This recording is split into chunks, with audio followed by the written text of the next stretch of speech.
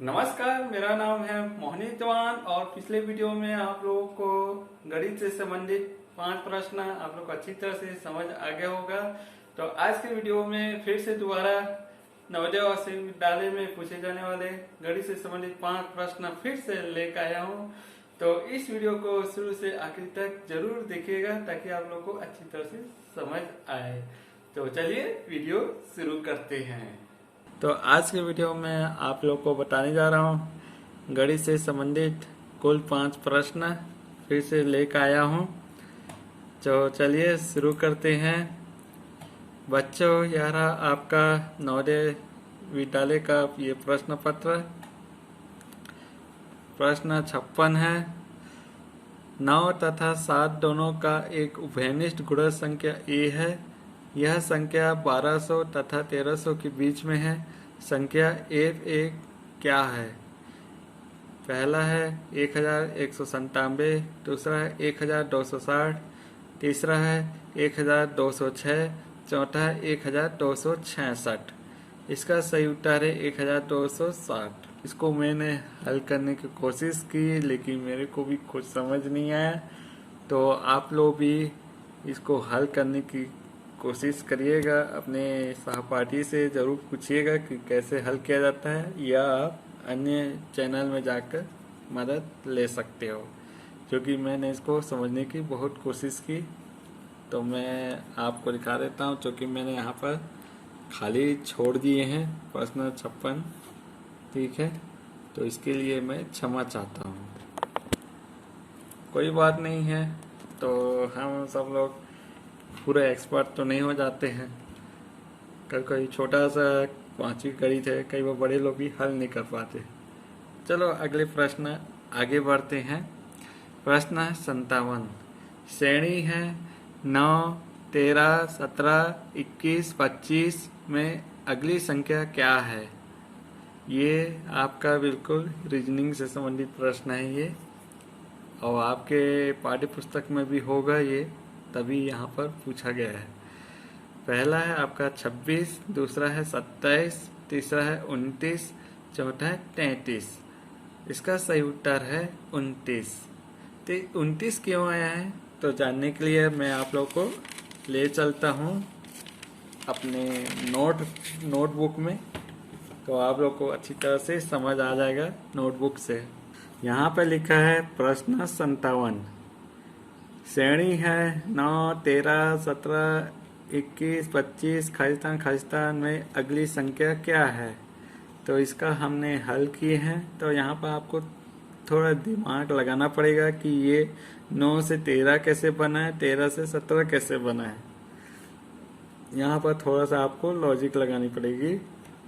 देखिए, अब यहाँ पर देखिए, यहाँ पर कैसे हल किए। 9 धन 4 जोड़ने से 13 बनता है।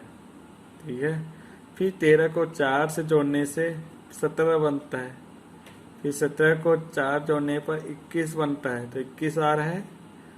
उसके बाद 21 को 4 जोड़ने पर 25 बनता है। उसके बाद 25 को 4 जोड़ने पर बनता है 29। इसका सही उत्तर है 29। तो इसी तरह से इसको हल किया जाता है। इसका कोई सूत्र उत्तर नहीं है, इसमें आपको दिमाग थोड़ा लगाना पड़ता है। और इस टाइप का अलग अलग प्रकार के प्रश्न होते हैं। कोई वर्ग से होता है, कोई सम विषम संख्या वाला होता है, कुछ जैसे टिंग से भी जोड़ा जाए तो उस टाइप का भी होता है, पहाड़ा से होता है। तो बहुत सारे इस टाइप के प्रश्न आते हैं। तो इसके लिए आप लोग को बहुत प्रैक्टिस करनी होगी, तब जाके ये हल होता है और दिमाग में बैठता है। क्योंकि बिना प्रैक्टिस का ये नहीं बनेगा, आपको प्रैक्टिस करनी पड़ेगी। और ऐसे में जवाहर नवोदय का गाइड आता है, तो वहाँ से आप लोग हल करिएगा। अगला प्रश्न है आपका 58।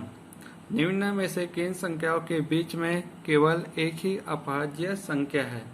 पहला है 40 तथा 50, दूसरा है 60 तथा 70, तीसरा है 80 तथा 90, चौथा है 90 तथा 100। अब यहाँ पर थोड़ा सा सोचना पड़ेगा आपको कि ऐसा कौन सा संख्या है जो अभाज्य संख्या है।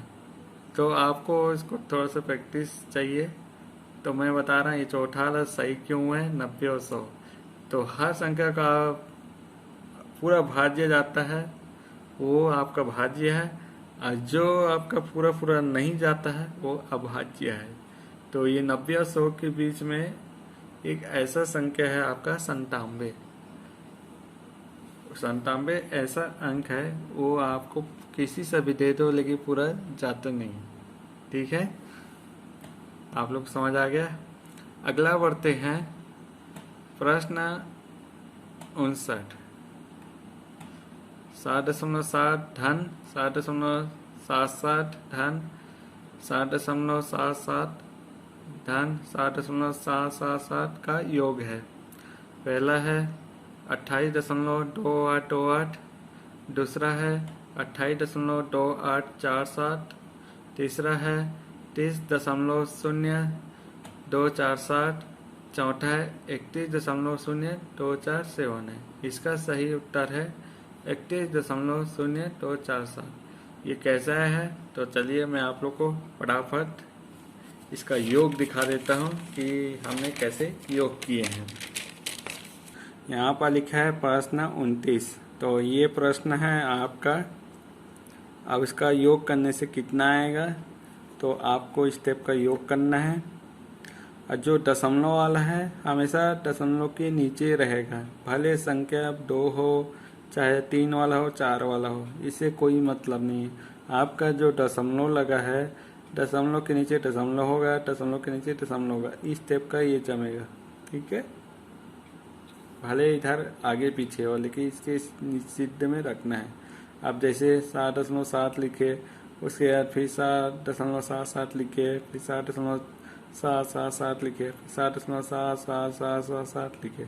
अब इसको आपस में आप लोग को जोड़ना है। 7 लिख दिए, फिर 7 7 14, यहाँ से यहाँ पर 4 लिख दिए, यहाँ से लाए 1, फिर 7 7 14, ठीक है, फिर 14 1 5 15 हो गया, 15 7 14 हो गया, सॉरी 2 हो गया।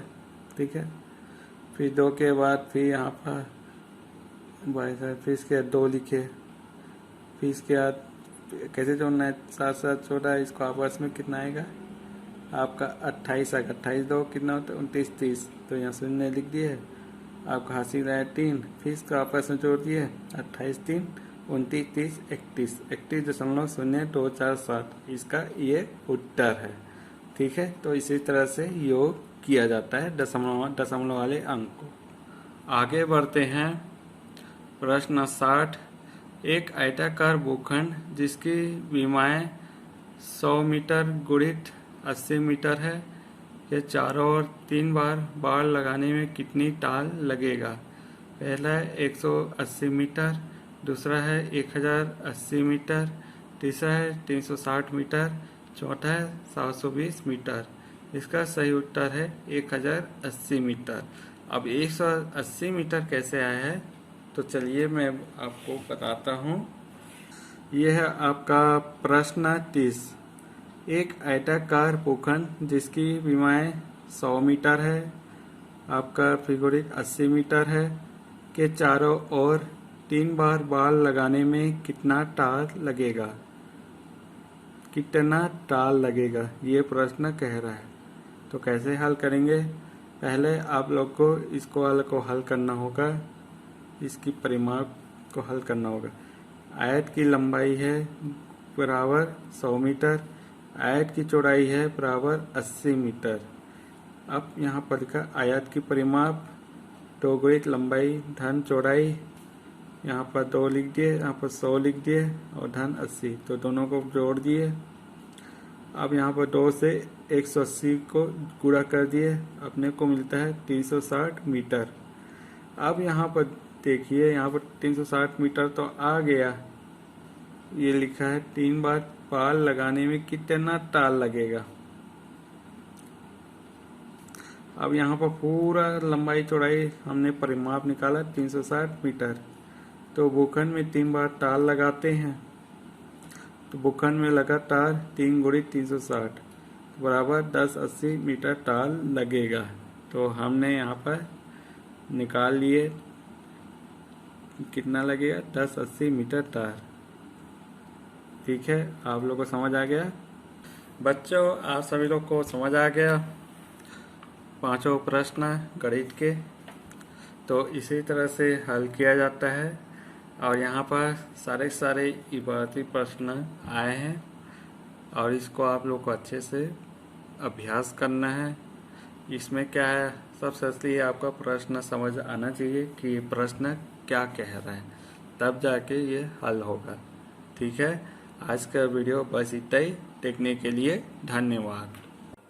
दोस्तों, आप सभी लोग को गणित से संबंधित प्रश्न आप लोग को समझ आ गया होगा और इनमें से मैं आप लोग को दो प्रश्न मैंने नहीं बता पाया, क्योंकि मैं इसको हल करने की बहुत कोशिश की, लेकिन मेरे को उतना अच्छी तरह समझ नहीं आया। तो मैंने सोचा मेरे को समझ नहीं आ रहा है तो बच्चों लोग को कैसे समझा पाऊंगा, तो इसीलिए इसको मैंने छोड़ दिए हैं। और यदि आप इन दो प्रश्न को, जो छूटे हुए प्रश्न को समझना चाहते हो, तो अपने दोस्तों या सर मैडम से जरूर पूछिएगा ताकि आप लोग को मदद मिल सके। ठीक है, और यह वीडियो आप लोग को कैसा लगा और यह वीडियो आपको पसंद आया तो अपने दोस्तों के साथ बिल्कुल शेयर करें और लाइक भी कर दें। यदि आप इस चैनल में नया गए हो तो लाल वाली बटन को सब्सक्राइब करें, नोटिफिकेशन के लिए बेल आइकन बटन को क्लिक कर दें और इस तरह का मैं नया जानकारियाँ लेकर आते रहूंगा। जाने का इजाजत दीजिएगा। जय हिंद, जय भारत।